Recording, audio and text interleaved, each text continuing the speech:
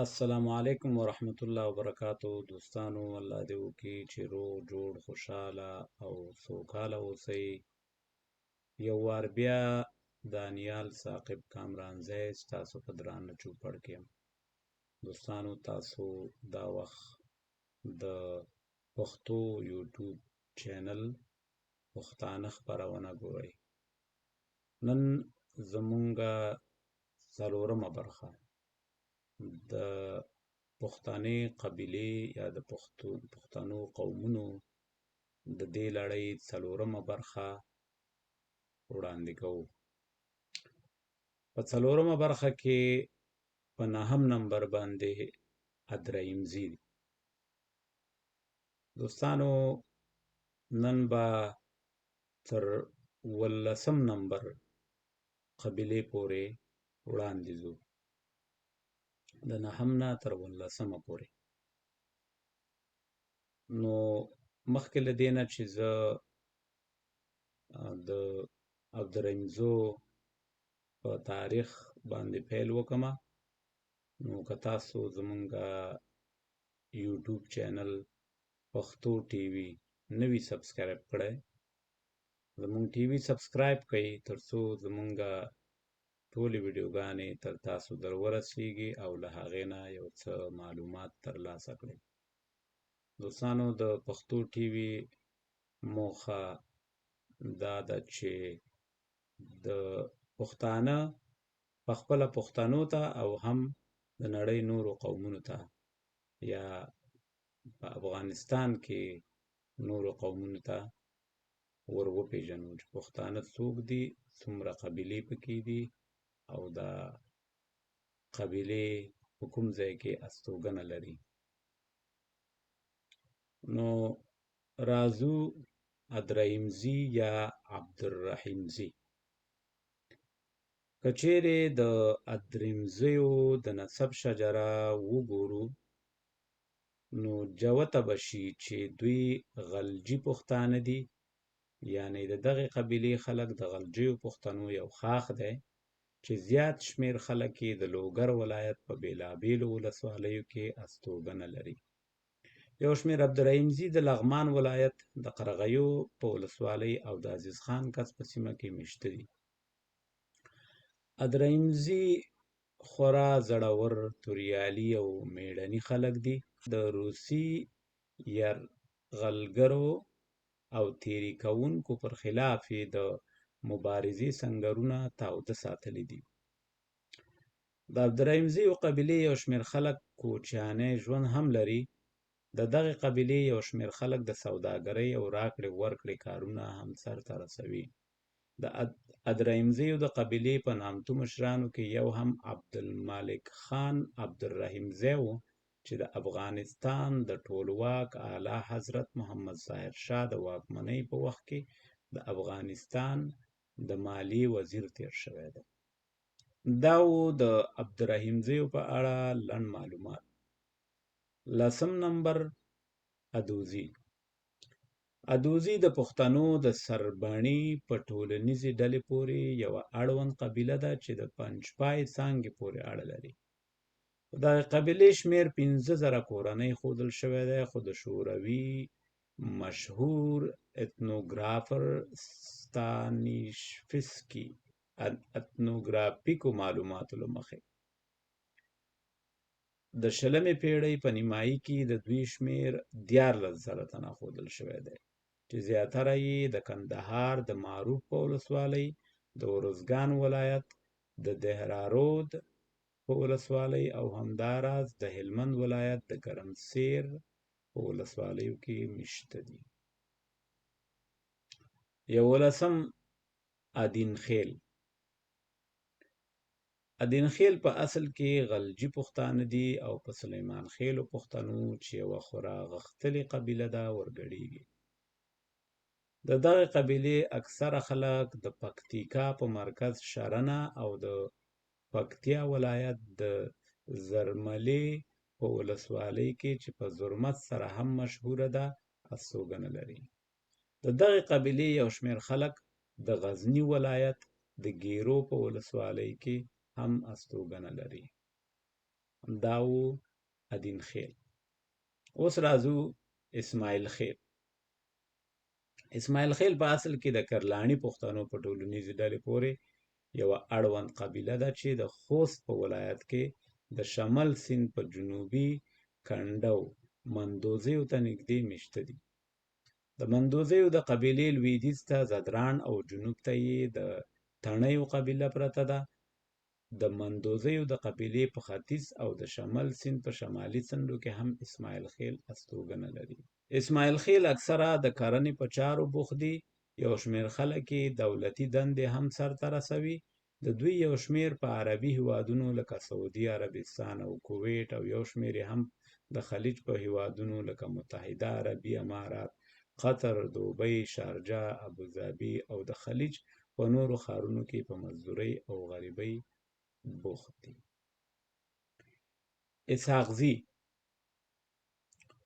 اسحاقزي چې د ساکزیو په نامه هم شهرت لري، د پښتنو د سربند په ټولنیز ګروپ کې یوه ډېره مشهوره قبیله ده چې خلک یې هم په کلیوالي توګه ژوند کوي او هم یې یو شمېر کوچیانی ژوند لري. د تاریخ حیات افغاني لیکوال ډیپټي محمد حیات خان په خپل دغه نامتو اثر کې چې د افغانستان د بیلابیلو قومونو او په عمده توګه یې د پښتنو قومونو او قبیلو په اړوند کښلي دي، د اسحاقزیو یا ساکزیو پښتنو په باب داسې وایي: ساکزي د کندهار لویدیځ خواته په شګلنه سیمه کې د ارغنداب د سیند پر غاړه د بست تر کلا پورې او همداراز څو سیمې یې د چکه علاقې په ښکتنۍ برخه کې د هلمند سیند په ختیځه غاړه کې پرتې دي. ځینې ځمکوال خلک یې په ګرمسیر، فراه، شینډنډ او همداراز څو سیمې یې د چکه علاقې په ښکتنۍ برخه کې د هلمند سیند په ختیځه غاړه کې پرتې دي. ځینې ځمکوال خلک یې په ګرمسیر، فراه، شینډنډ، د هرات جنوب لویدیځ، د سیستان په شمال او ځینې هم په هرات کې میشته دي. همداراز د ساکزیو د قبیلې پورې اړونده دوې معتبرې کورنۍ د یادولو وړ دي چې یوه یې د سردار سالو خان کورنۍ چې د لاشوجوین په سیمه د درناوي او واک خاونده ده او بله یې د ګرمسیر د کلای خان شین په سیمه کې د رئیس سردار مدد خان کورنۍ ده چې په دغه کورنۍ کې موسی ډونګی یو مشهور سړی تیر شوی دی. د اسحاقزیو ولایتونه په اوسني وخت کې اسحاقزي یا ساکزي پښتانه د افغانستان په دغو ولایتونو کې میشته دي. د کندهار په ولایت کې اسحاقزي د کندهار ولایت په مرکز د میوند په ولسوالۍ، د پنجوایي په ولسوالۍ، د ارغنداب په ولسوالۍ او د معروف په ولسوالۍ کې میشته دي چې په دغه ولایت کې د دوی تخمیني شمېر د 100,000 تنو په شاوخوا کې ښودل شوی دی. د هلمند په ولایت کې هم یو زیات شمېر ساکزي اوسېږي. په دغه ولایت کې دوی د هلمند په مرکز لښکرګاه، د کجکي په ولسوالۍ، د ریګستان په ولسوالۍ، د خانشین په ولسوالۍ، د نوزاد په ولسوالۍ او د نهرسراج په ولسوالۍ کې استوګنه لري چې په نوموړي ولایت کې د دوی ټول شمېر څه د پاسه 100,000 تنه ښودل شوی دی. د فراه په ولایت کې د فراه په ولایت مرکز او د لاشوجوین په ولسوالۍ کې هم زیات شمېر اسحاقزي یا ساکزي میشته دي چې په نوموړي ولایت کې د دوی شمېر 50,000 تنه ښودل شوی دی. د هرات په ولایت کې په هرات کې د ساکزیو شمېر د هېواد د ټولو ولایتونو په پرتله ډېر دی. په دغه ولایت کې ساکزي د انجیل، شینډنډ، پښتون زرغون، ګلران، کشک، غوریان او کوهستان په ولسوالیو کې میشته دي چې د هرات په ولایت کې د ساکزیو مجموعي شمېر تر 150,000 تنو زیات ښودل شوی دی. البته دوستانو دغه شمېرې چې کومې دي دا د هغه وخت شمېرې دي چې کله د کتاب لیکوال دغه معلومات راټول کړي وو. اوس ښایي دغه شمېرې تر دې ډېرې زیاتې وي. د بادغیس په ولایت کې ساګزي د مرغاب او غورماچ په ولسوالۍ کې مېشته دي.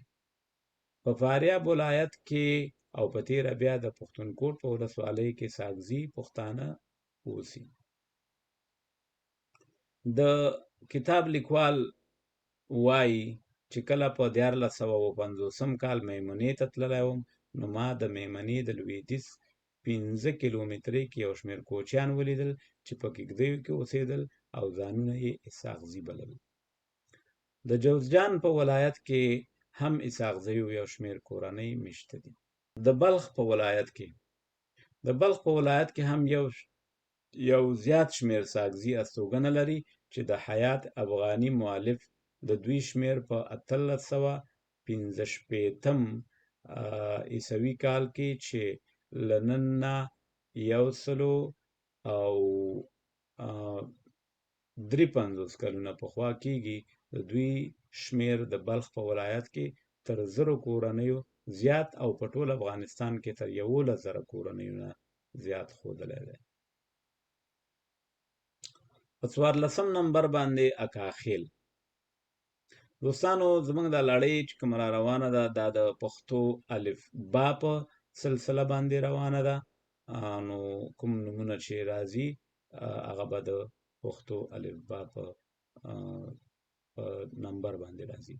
اکاخیل په اصل کې غلجي پښتانه دي چې د سلیمان خېلو یو ښاخ ګڼل کېږي چې زیاتره یې په پوونده ډول یعنی په کوچاني ډول ژوند کوي او ځان ته کومه ځانګړې سیمه نه لري.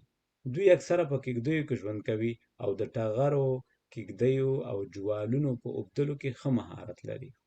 د تاریخ په حیات افغاني د لیکوال ډیپټي محمد حیات خان په قول د اکاخیلو یو شمېر د غزني په ولایت په مقر کې هم استوګنه لري.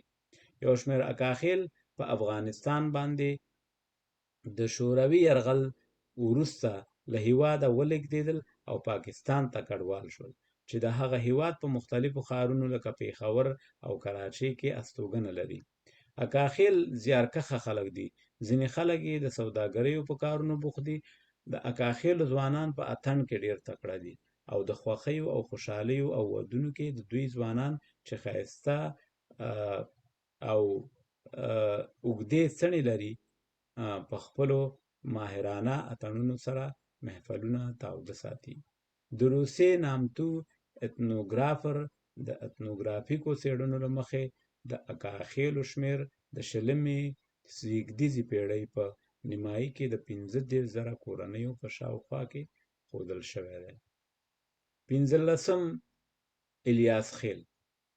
الیاس خیل په اصل کې غلجي پښتانه دي. د دوی یو شمېر کوچیان او هم یو شمېر یې د ځمکو خاوندان دي چې اکثره یې د کابل او ننګرهار ترمنځ وادي کې د کابل سیند په دواړو غاړو کې ژوند کوي، خو د دوی د شمېر په اړه بشپړ معلومات نشته. 14 امرخیل. امرخیل په اصل کې غلجي پښتانه دي او په سلیمان خیلو ورګډېږي. داسې روایتونه موجود دي چې د امرخیلو د قبیلې مشر نیکه امر بابا نومېده چې زیارت یې د ننګرهار په سیمه کې دی.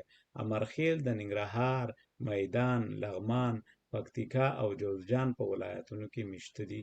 د میدان ولایت امرخیل د دغه ولایت د نرخ د ولسوالۍ او چاریکا په سیمو کې استوګنه لري او په دغه ولایت کې دوی په دغو خیلونو ویشل شوي دي: یارخان خیل، علادوش خیل، یوسفزي، ممی خیل، غونډه خیل او بوړ خیل.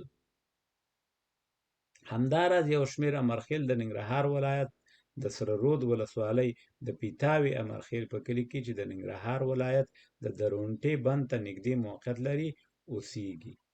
همداراز د ننګرهار ولایت د چپرهار د ولسوالۍ د سپین جومات او سنګینه په سیمه کې هم د امرخیلو قبیلې یو شمېر کورنۍ مېشته دي.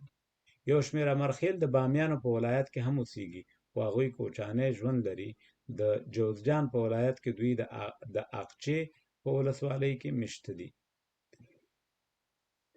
د یوې احصایې د سرشمېرنې له مخې د میدان په ولایت کې د امرخېلو شمېر 12 تنه، د ننګرهار ولایت د امرخېلو شمېر 4842 تنه او د لغمان ولایت د امرخېلو شمېر 2188 تنه ښودل شوی و چې ښایي دا شمېر اوس دوه ګونی وي.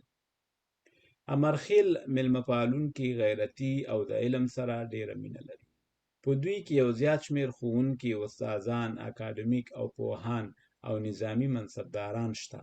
د میدان ولایت په امرخېلو کې د اعلی حضرت محمد ظاهر شاه د واکمنۍ په وخت کې په ولسي جرګه کې د میدان ولایت د خلکو استازی ارواښاد حفیظ الله خان امرخېل مشهور قومي مشر تېر شوی دی.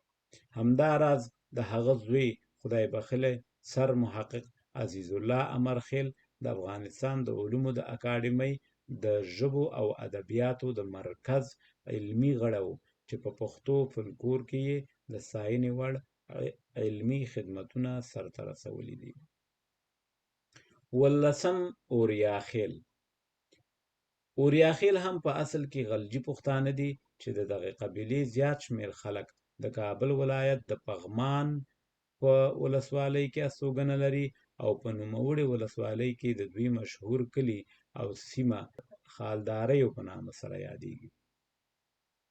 یو شمېر اورياخيل د کابل د لویدیځ په للندر او یو شمېر هم د میدان په ولایت کې استوګنه لري.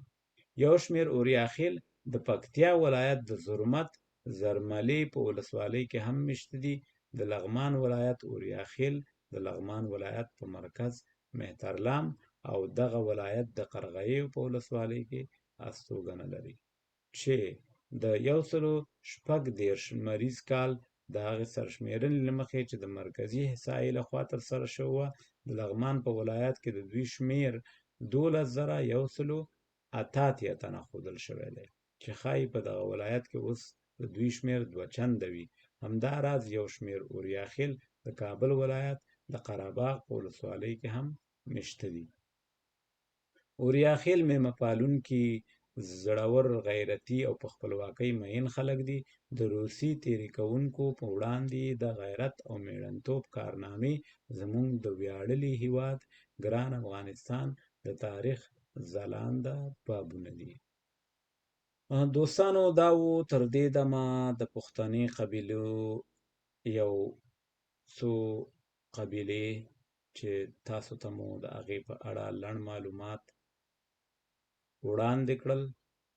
هیله ده چې تاسو به ځینې معلومات اخیستي وي او خوښ شوي به مو وي. زموږ دا لړۍ دوام لري، په مخکې به ځو. د پښتنو چې څومره قومونه دي، څومره قبیلې دي، د هغوی د استوګنې ځایونه چې څومره دي، دا ټول به یو په یو له تاسو سره شریکوو. نو دوستانو، که مو چینل نه وي سبسکرایب کړی، چینل در سره سبسکرایب کړئ تر څو زموږ له دې ټولو ویډیوګانو تاسو خبر شئ. دا 153 قبیلې، قومونه او خیلونه دي. نو دا به په نمبر ستاسو درانه چوپړ ته وړاندې کوو. دوستانو، ویډیو در سره شیر کړئ او خوښه یې هم کړئ. نو نور مو په لوی الله جل جلاله سپارم. تر بلې ویډیو پورې د الله په امان. سرلوړی دې وي افغانستان.